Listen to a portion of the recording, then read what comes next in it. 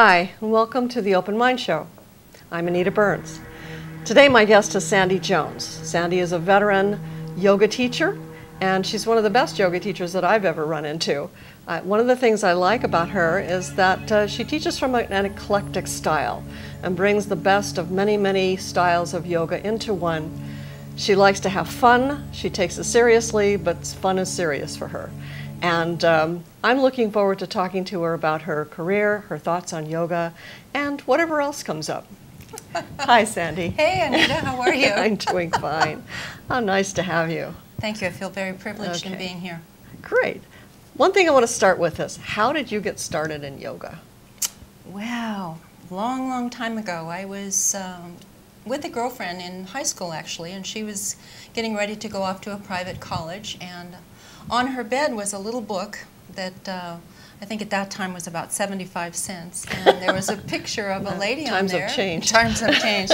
And there was a picture of a lady wrapped in a golden sari, and she said, if you'd like to have this, you can. And I looked at it, and of course the title really stood out. It said Forever Young, and who doesn't want to be forever young? Yeah. So she gave me the book, and I had the book for many, many years, actually up till just a few years ago.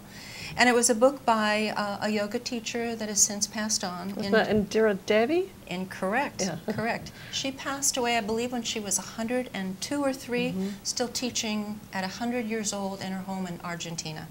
So obviously she motivated me, and from that point I met a gentleman in Santa Cruz, California that had been a protege of hers in Italy, and that's when my career began.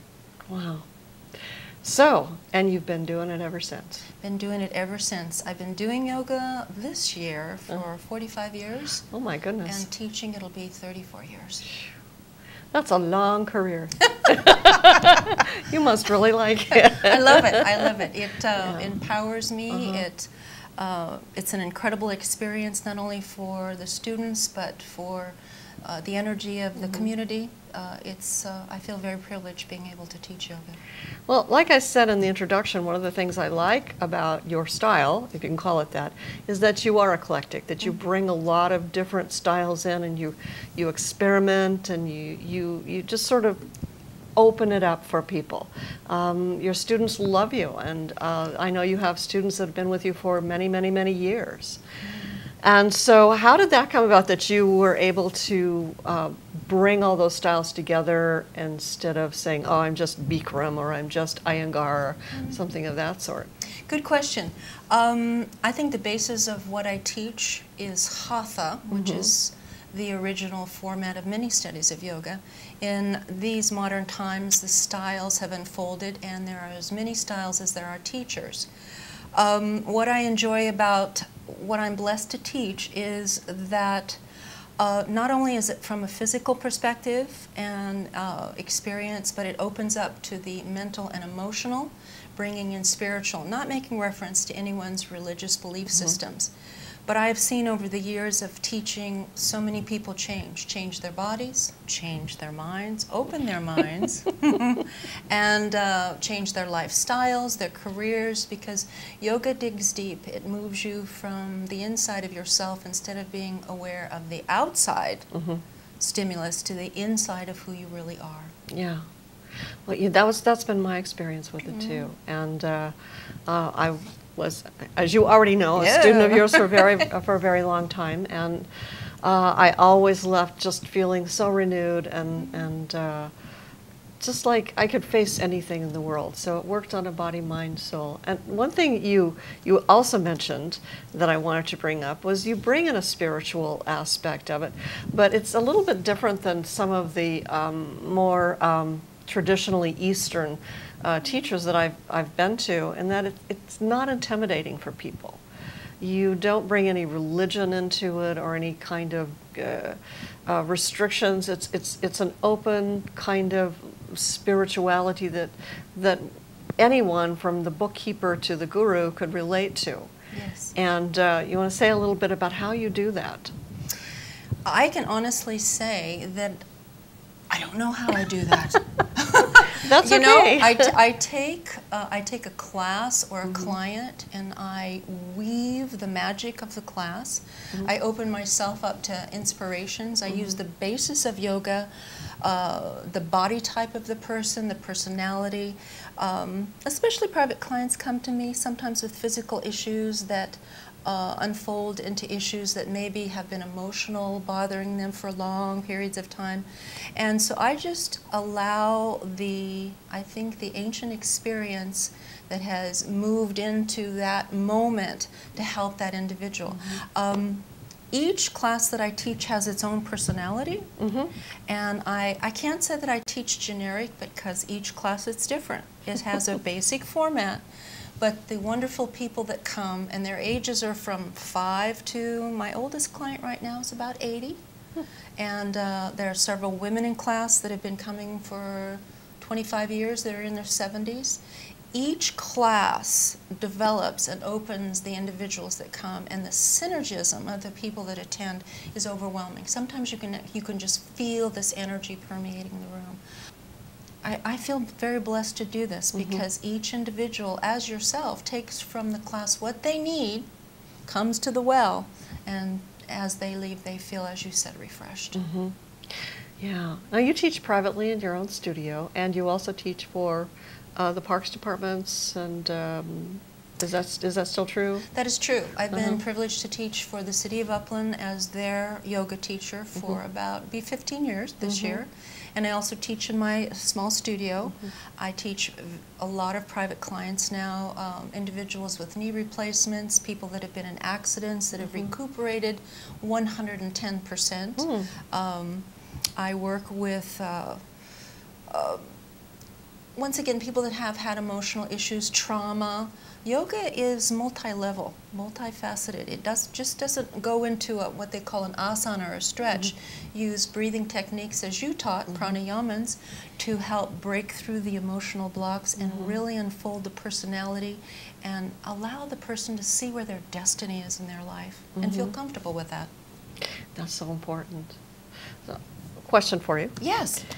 You have your private practice where you have a lot of long-time loyal students, and then you teach for the parks where you may get a different crowd every time, or do you get people coming back again and again to that one? Good question. I think about 75% of my students are a continuum. They either go to the Parks and Rec facility, which is wonderful. Those classes are quite large, anywhere from 30 to 60 people. Or my studio, probably 12 to 15 people are accommodated. But 70% of the people that attend come continuously. Some 2-3 times a week.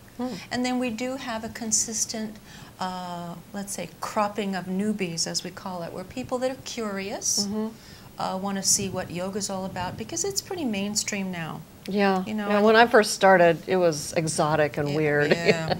Yeah. Oh, you're a yoga teacher. Woo. So yeah, but no, I would say 70 to 75% are consistent year after year participants, because the style that I teach is not, quote, disciplined or rigid. I do suggest consistency in your practice, because that's where anything you get the most benefit, is being consistent, but having a lot of fun with it. Oh yeah, I mean, there's a lot of laughter in your class, which is nice. It's not heavy or serious, or I guess it's sacred, and yet it's not sacred in the what's the word I'm thinking of? Kind of the dour sense. Yeah, sanctimonious. Or sanctimonious. Yeah.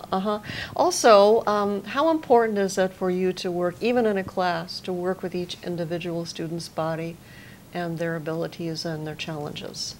Well, you know, I'd have to say, Anita, that the universe has been very good to me. I have a gift of, I think I have eyes all the way around my head, because I'm able to see everybody in class both simultaneously and yet individually. So if I have one person to my right that you think I can't see, and I always threaten my students, don't be goofing off because I can still see you.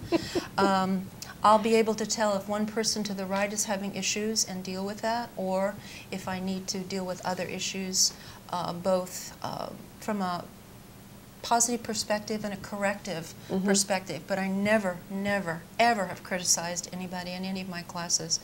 I have individuals that are small-framed up to individuals that weigh 200-300 pounds that come to my classes, but because of the body-mind agreement, they can do yoga as fluidly as anyone else because they are enjoying themselves. Yeah. And well, that you bring up a good point. That enjoyment of the process is so important. Oh yes. If you're struggling and making it work, doesn't that fight against your body? Oh, absolutely. Yeah. So just Good relaxing and enjoying it as a part of the process. And is it true that everyone, even if they can't do the asana just perfectly, according to the book or the rules, that just doing it to their capacity is tremendously important? Oh my! You and I are. Isn't this show called Open Mind? You and I are in the same mind frame. There really are no rules in my class, and there are no, once again, criticisms. I always teach from a feeling of showing them what I'm feeling inside so they can understand their own body.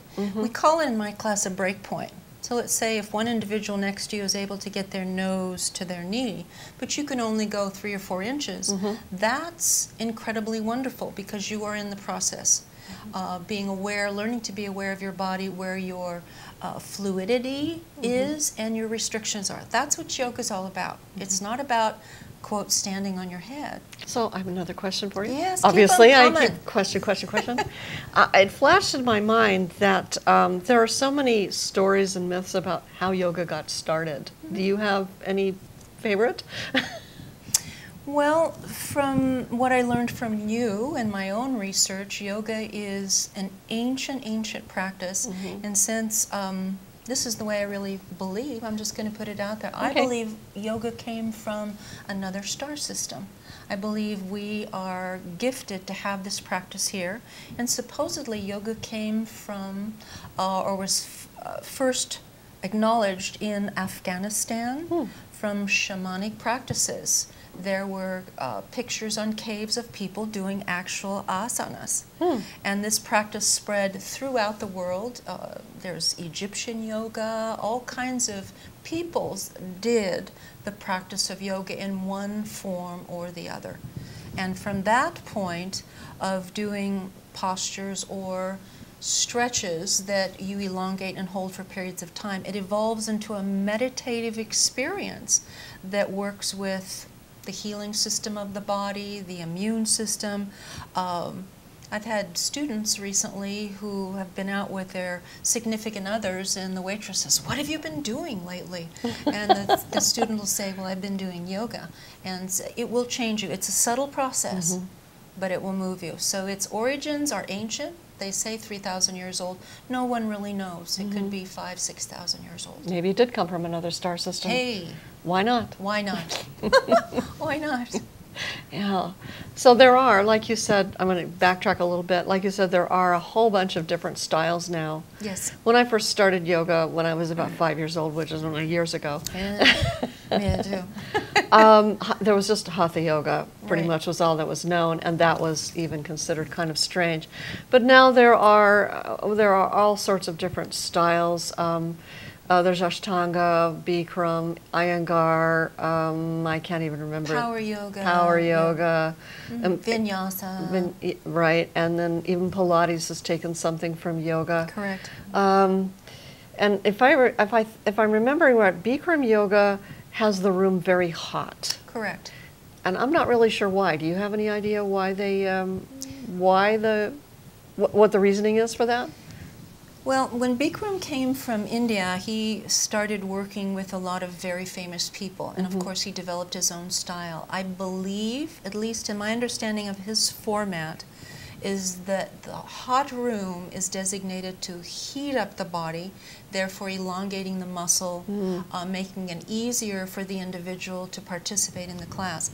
I think it's a good format for some people, but there are some individuals, especially, let's say, individuals that may are predisposed to heart problems or strokes, blood pressure, that particular style, and definitely no offense to Mr. Bikram, he's quite popular, but if somebody would choose to do this style where I believe the temperature is about 102, and they do a vinyasa style yoga, a certain Bikram's format of repetitious postures for 90 minutes, I would suggest that individuals that would choose to explore that style would first of all check their health and then ask the teacher if they can observe the class to see if this is something that they would choose to do. With a little portable fan blowing That is on the correct.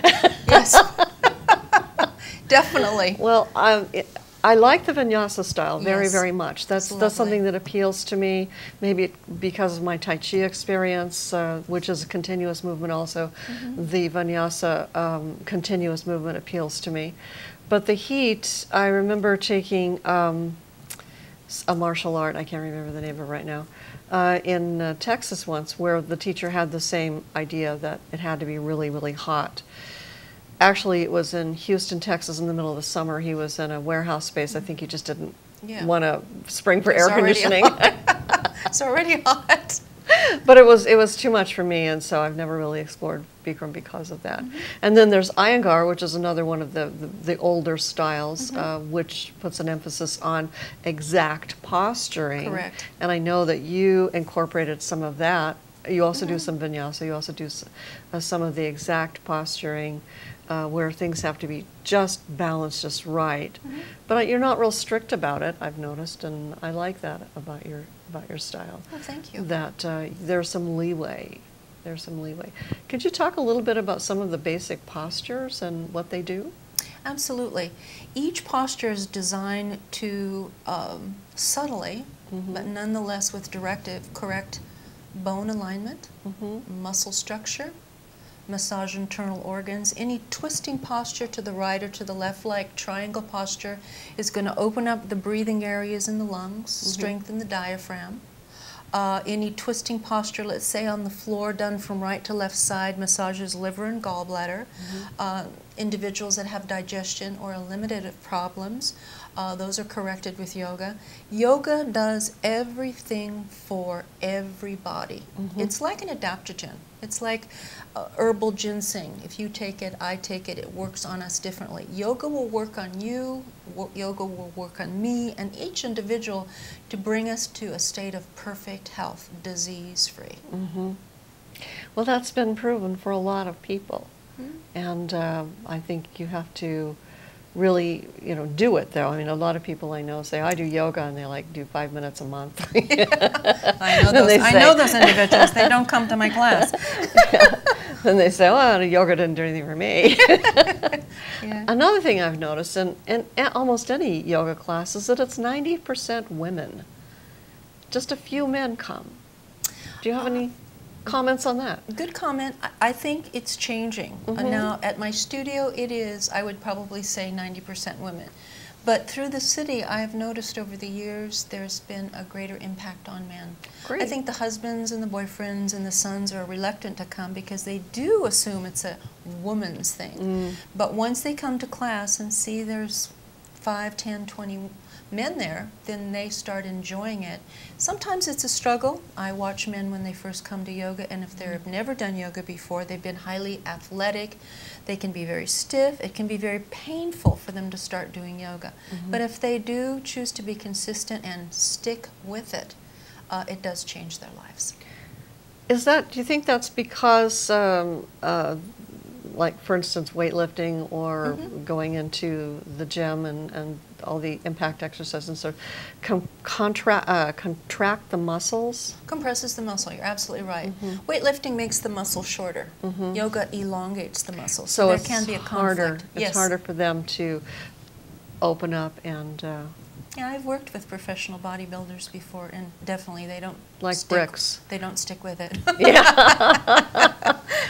Just, I know our time's running short, but I wanted to say something that, years and years and years ago, I taught yoga too, and the men who would come in my class, I found them to be competitive with each other.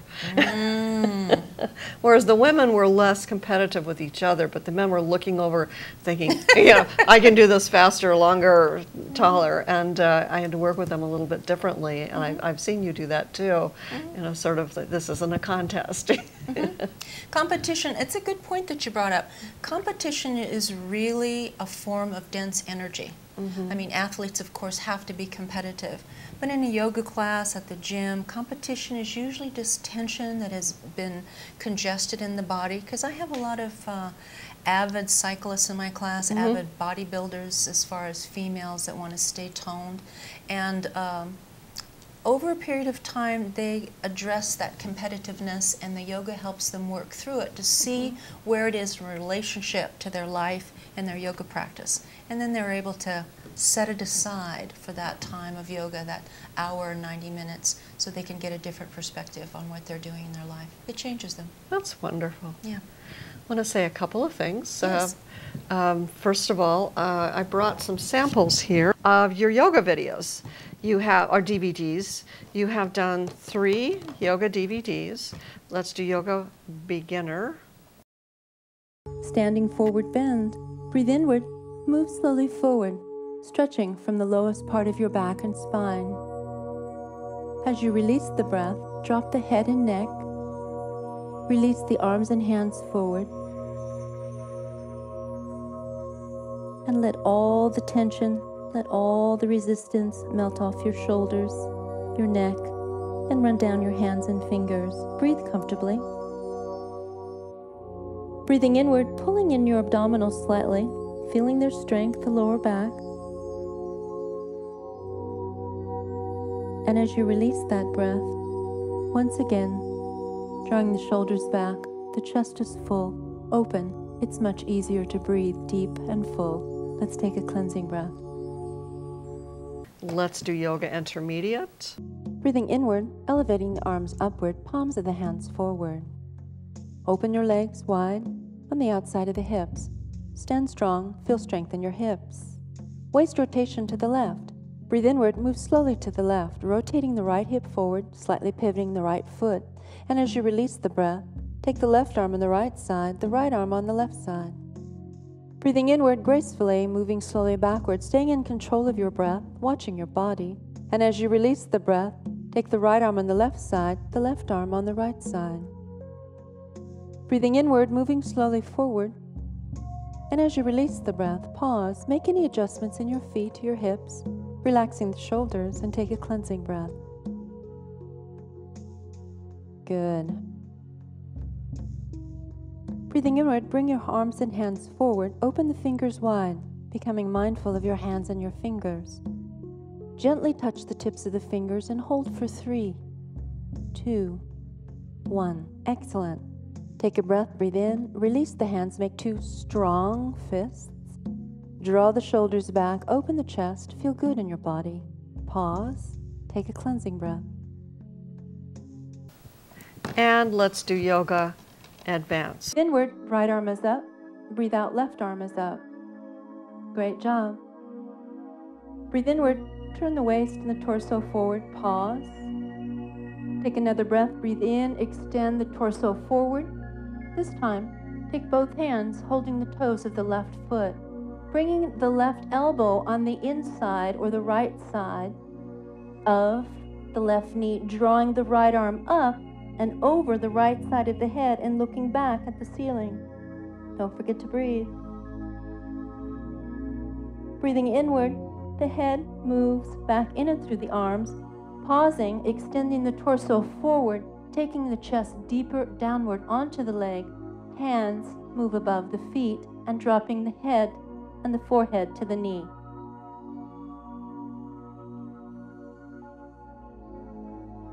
Breathing inward, lifting the head, the neck, the shoulders, the chest.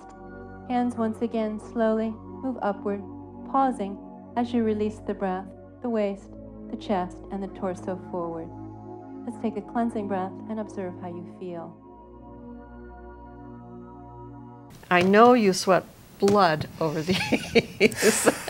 They were enormously complex to do, and they turned out very, very well. You can get more information and order them from our website at metastudies.com.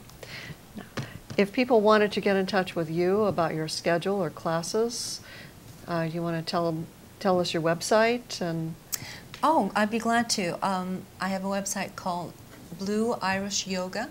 It's a wonderful website. You'll see on the website myself, several of my teachers, a woman that actually filmed with us the yoga DVDs, Hoppy Stewart. She was 99 when she filmed.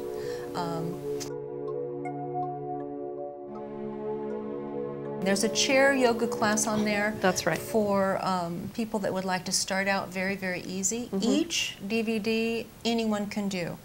Don't let the word intermediate and advanced fool you. They're basically the same format, just taking the posture maybe to the next notch. But there's some wonderful music on the DVDs and some wonderful meditations. And the DVDs, I'd have to say, are quite well done, and I'm very grateful that I was able to do them. you're just grateful it's over. Yeah. That's true. Thank you, Sandy. Oh, this has been wonderful. Yeah, nice to see you. Thank you. Take care. Namaste. Namaste. And thank you for watching.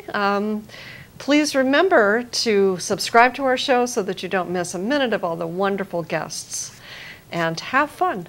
Thanks, Sandy. Thank you, Anita.